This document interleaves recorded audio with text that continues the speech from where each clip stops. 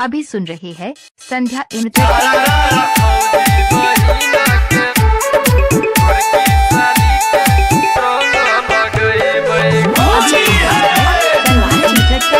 शानदार प्रस्तुति।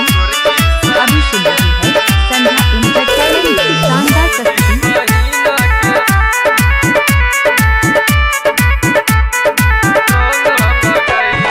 अब गेल होली गे नही डरई अब गेल होली अब गेल होली गे नही डरई भौजी बहिन के रंग लगैबै गोरकी साली के गे रंग लगैबै।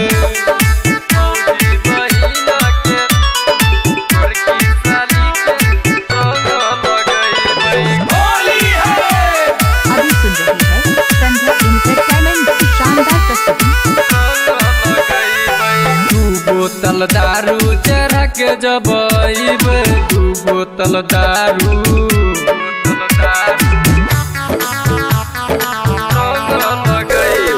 दू बोतल दारू चढ़ा के जब भैया साली के गे चोली रंग देबै गे ढोरी रंग देबै। सारू सरोजनी से नहीं डरई सारू सरोजनी सास ससुर से नहीं डरई भौजी बहिन के रंग लगैबै गोरकी साली के गे रंग लगैबै।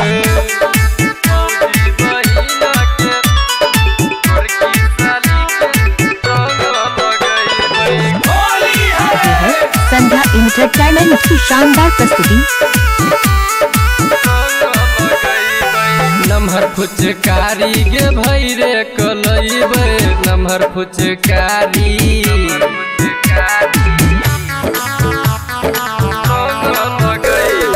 नमहर फुचकारी गे भैरे कलैबै साइर सरोजनी के रंग डाल देबै गे रंग डाल देबै।